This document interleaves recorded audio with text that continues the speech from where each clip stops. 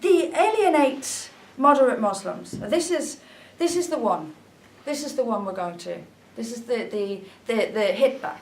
So if you try and persuade people to tell the truth about Islam, to tell the truth about Islamic scriptures, that it is all in there, it has vast support all over the world, including from countries where people are coming to Europe by hundreds of thousands.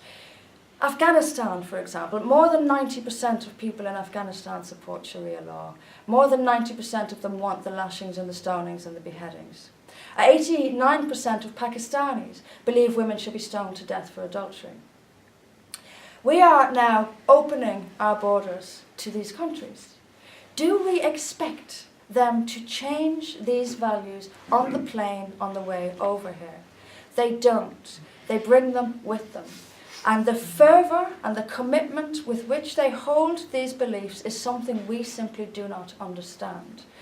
Westerners have been secularised for such a long time that we have completely lost any grip or grasp on this level of religious fervour, this level of religious commitment. We do not understand that parents would be driven to murder their own daughter for their religion. We do not understand this. We can't fathom it. I'm glad we can't fathom it, but the downside of not fathoming it is that we don't believe that other people do it, but they do.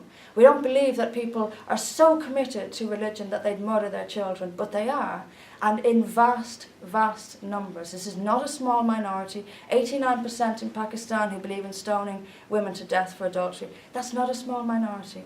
And what's more is they are not going to come here and leave that behind. Finally, stop being afraid of alienating moderate Muslims.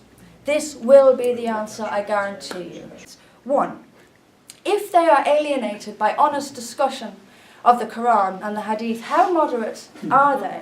I don't think this is moderate at all. We need to stop that nonsense for a start. It's essentially a threat. Either you talk about Islam within parameters set down by us, or we will walk away and not cooperate with you anymore. Fine. Walk away. They are a tiny minority of people.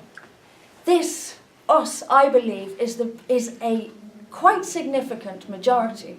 So why a political party is so afraid of alienating a small minority and not afraid of alienating about half the country baffles me entirely.